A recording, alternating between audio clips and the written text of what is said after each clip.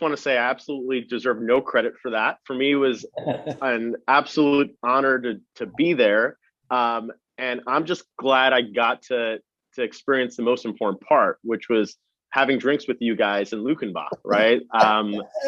So for me, honestly, for me, it was a pleasure. And you guys, I think you guys stand for the best parts of the industry in terms of making sure that finding ways for all of us to collaborate, right? And just being in that room, there was an energy, and it wasn't just a traditional conference. There was an energy in that room that we're all here to talk to each other in plain terms, to really figure out what the best way we could all potentially collaborate is. And for me, it's, that was my second roundup.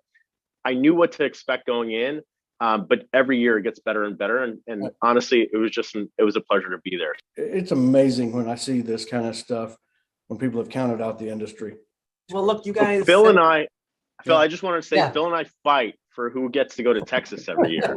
So it's actually a true story. There's not a lot of convincing that needs to get done. We just like being there, and for us, it serves a purpose, right, and a larger purpose. So we appreciate. I'll put an exclamation point on that, guys. Like you talk about, like kind of sort of what we do and how we do it.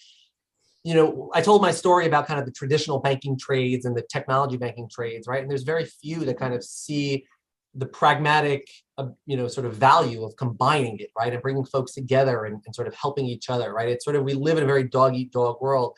You guys sort of took a different approach and said, wait a second, how do we do this differently, right? And not, when I say differently, not just in the cowboy hats, but also in terms of like really collaborating, like having, and I remember my first year and I came and I kind of wasn't sure what to expect, but like, very tech forward tech companies sitting with very traditional community banks. Mm-hmm. And actually like, and you talk about, we talk about this all the time at the conference.